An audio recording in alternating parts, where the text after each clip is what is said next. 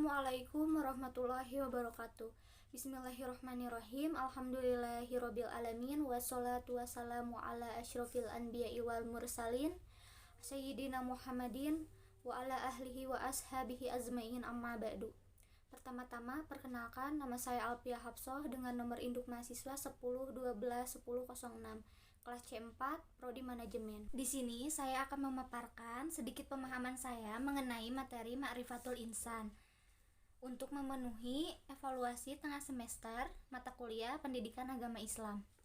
Baik, yang pertama yaitu Ta'rif al-Insan atau pengenalan manusia. Definisi manusia. Manusia adalah salah satu makhluk hidup ciptaan Allah Subhanahu wa taala yang memiliki peranan penting dalam kehidupan di muka bumi ini.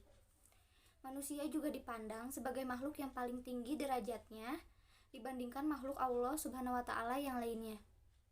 Dilihat dari asal penciptaannya, manusia tersusun dari unsur bumi dan langit. Unsur bumi karena manusia diciptakan dari tanah, sedangkan unsur langit karena setelah proses penciptaan fisik manusia, Allah meniupkan ruh ke dalam jiwa manusia. Berdasarkan fungsinya, manusia disimbolkan dengan 3 unsur utama, yaitu kolbu atau hati, akal, dan jasad. Hati, akal, dan jasad ini adalah anugerah dari Allah Subhanahu wa taala yang digunakan untuk menjalankan amanah yang apabila langit, bumi, dan gunung tidak sanggup mengembannya. Amanah itu tidak lain adalah ibadah dan khalafah. Dalam ibadah, manusia terbagi menjadi 3 golongan, yaitu kaum munafik, kaum musyrik, dan kaum mukmin.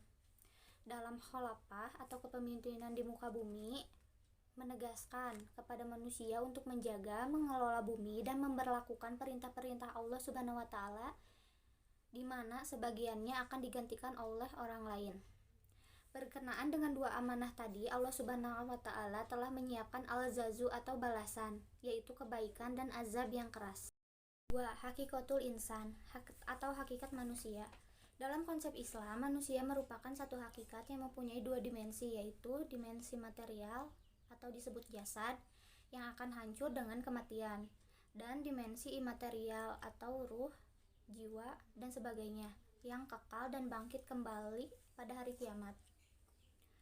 Manusia diciptakan oleh Allah dengan beberapa keadaan, diantaranya alal fitrah atau patuh kepadanya, lemah atau doib, jahil atau bodoh, dan 4.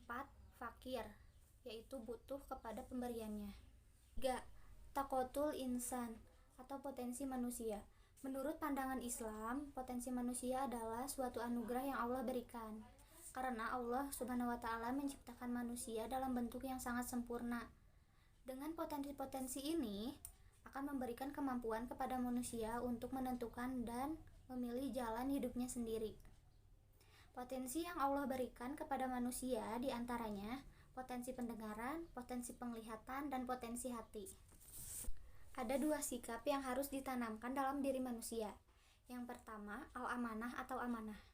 Dalam perspektif Islam, amanah ditunjukkan dengan perilaku Rasulullah SAW pada zaman kaum Quraisy, yakni dapat dipercaya dan menjalankan semua aspek kehidupan, baik dalam berdagang maupun pada hal sosial lainnya. Yang kedua, al-hianat. Bagi manusia yang memiliki sikap hianat, maka Allah akan mengazab dan menghinakannya. Yang keempat, yaitu nafsul insan atau jiwa manusia. Definisi nafsul insan. Nafsu berarti sebuah perasaan atau kekuatan emosional yang besar dalam diri seorang manusia. Sedangkan insan berarti manusia itu sendiri atau diri sendiri. Jadi, nafsul insan adalah sebuah perasaan atau kekuatan emosional yang ada pada diri sendiri. Kondisi manusia tidak pernah statik, tapi dinamik atau fluktuatif. Di antaranya, saat zikir menonjol, maka nafsu akan tenang. Saat akal menonjol, maka nafsu akan terombang-ambing. Saat syahwat menonjol, maka nafsu tak terkawal. Dilihat dari dominasi ruh dan nafsu terhadap diri manusia, maka manusia itu dapat dibedakan menjadi 3 keadaan, yaitu sebagai berikut. Pertama, ruh di atas hawa nafsu. Kedua, ruh tarik-menarik dengan hawa nafsu. Ketiga, ruh di bawah pengaruh hawa nafsu. Yang terakhir yaitu sifatul insan atau sifat manusia. Manusia adalah makhluk hidup yang terbentuk dari banyak sifat. Secara umum, sifat manusia terbagi dalam dua kelompok, yaitu kebaikan dan keburukan. Kedua sifat ini selalu menyertai manusia dalam kehidupannya yang akan membawa ke dalam kebenaran ataupun keburukan, kebaikan atau kesedihan. Jiwa manusia diberi dua jalan, yaitu jalan fujur dan jalan takwa. Yang pertama, jalan takwa. Bisa juga disebut dengan mensucikan atau membersihkan jiwa. Manusia bertakwa adalah manusia yang selalu membersihkan atau menyucikan harta dan jiwanya dari berbagai noda atau kotoran, atau sering disebut dengan tazkiyatun nafs.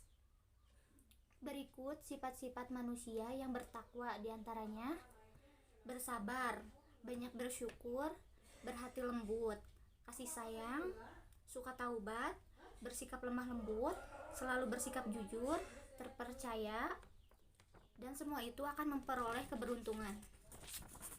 Yang kedua yaitu jalan salah atau fujur, yang artinya mengotori jiwa. Menurut ulama at-tadzkiyah, pengotoran jiwa adalah menenggelamkan jiwa ke dalam dosa dan kemaksiatan. Fujur adalah perbuatan buruk dan perilaku yang bertentangan dengan syariat, sebagaimana yang dijelaskan dalam firman Allah Subhanahu wa taala Quran Surat Asy-Syams ayat 10. Dalam jiwa yang kotor melahirkan banyak kemaksiatan yang berupa tindakan dan perilaku buruk, seperti memperturutkan sifat tergesa-gesa, berkeluh kesah, tidak mau berbuat baik, kufur, pendebat, pembantah, zolim, dan jahil. Sekian dari saya mengenai pemaparan materi Ma'rifatul Insan. Semoga dapat dipahami, bermanfaat, dan mohon maaf apabila ada tutur kata yang kurang dipahami. Wassalamualaikum warahmatullahi wabarakatuh.